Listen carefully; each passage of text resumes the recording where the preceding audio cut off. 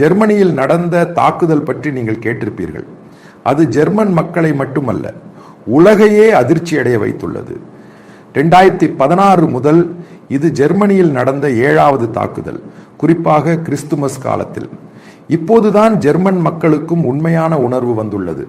அவர்கள் செய்த மிகப்பெரிய தவறு அரேபிய நாடுகளிலிருந்து மற்றும் ஆப்பிரிக்காவில் இருந்து, குறிப்பாக இஸ்லாமிய நாடுகளில் இருந்து வந்த அகதிகளை ஏற்றுக்கொண்டது. அகதிகளாக வந்து அங்கு தங்குவதற்கும் நிரந்தர குடியிருப்பும் கொடுத்தது மிகப்பெரிய தவறு என்று அவர்கள் உணர ஆரம்பித்துள்ளனர். பழைய ஜெர்மனி, கிழக்கு ஜெர்மனி கம்யூனிஸ்ட் ஆட்சி இருந்தபோது இரண்டும் ஒன்றாக இருந்தது. 2006 சவுதி அரேபிய குடிமகன் 25 கிலோமீட்டர் தூரத்தில் மாட் டக்பர்க் என்ற இடத்தில் அகதியாக வந்தார். இந்தியாவின் பல செய்தித்தாள்களில் அவரை டாக்டராக கூறினாலும் அவர் ஒரு பிசியோதெரபிஸ்ட். அவர் முன்னாள் முஸ்லிம். பின்னர் அவர் அங்கு தங்கி பிசியோதெரபிஸ்டாக வேலை செய்தபோது அரேபிய நாடுகளில் பல முஸ்லிம் மதம் விட்டு வெளியேறியவர்களுக்கும் பெண்களுக்கும் உதவ ஒரு வலைத்தளத்தை உருவாக்கினார். புதிய அறிக்கைகள் அவர் ஒரு நாத்திகன் என்று கூறினாலும் சமீபத்திய தகவல்கள் அவர் மீண்டும் இஸ்லாமில் திரும்பியுள்ளார் என்று கூறுகின்றன. இதற்கான விசாரணை நடந்து வருகிறது. இந்த சம்பவம் என்ன? BMW காரை வாடகைக்கு எடுத்து கிறிஸ்துமஸ் சந்தையில் மக்கள் மீது மோதியது. சமீபத்திய தகவலின்படி 4 பேர் கொல்லப்பட்டனர், 200 பேர் காயமடைந்தனர், 40 பேரின் நிலை மிகவும் மோசமாக உள்ளது. 2016 ஒரு மதவெறியன் ஒரு லாரியை எடுத்து கிறிஸ்துமஸ் சந்தையில் மோதியது. 13 பேர் கொல்லப்பட்டனர், 39 பேர் படுகாயமடைந்தனர். லெவர்கூசனில் 2 முஸ்லிம் இளைஞர்கள் சந்தையில் 4 கொன்றனர். 2023 மேலும் ஒரு தாக்குதல் முயற்சி நடந்தது. அதில் ஒருவரோ இருவரோ இறந்தனர். ஜெர்மன் பத்திரிகைகளை படிக்கும்போது அங்கு எதிர்க்கட்சியும் ஆளுங்கட்சியும் கூறும் விஷயங்கள் மிகவும் சுவாரஸ்யமாக உள்ளன. சமாதானமாக இருந்த ஒரு நாடு கத்தோலிக்க மாமனார், மனிதாபிமான செயற்பாட்டாளர்கள், லிபரல் அரசியல்வாதிகள் ஆகியோருடன் இருந்தது.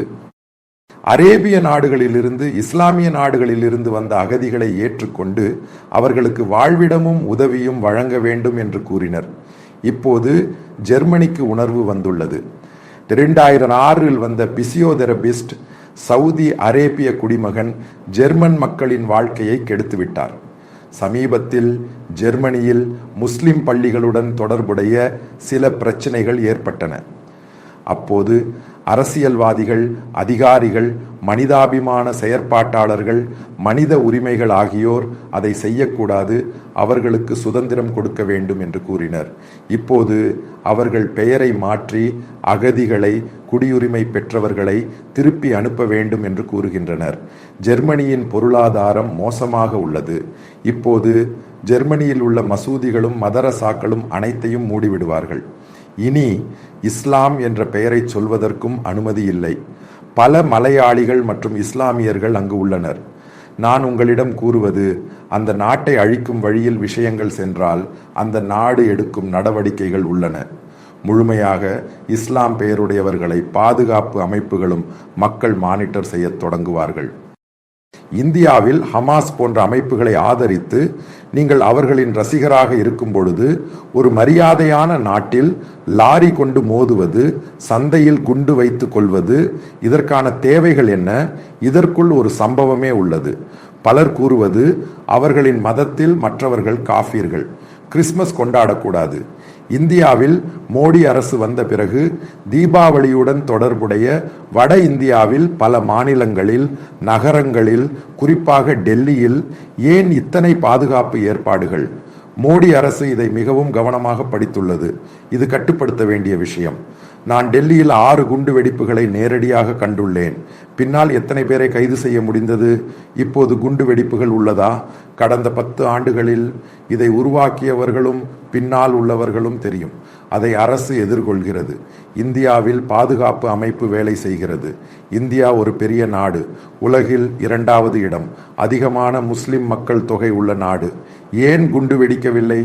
குண்டு வெடிப்பு நடத்தினால் கடும் நடவடிக்கை இருக்கும் என்பதை அனைவரும் புரிந்து கொண்டனர். இதுதான் ஜெர்மனி எடுக்கும் பாடம்.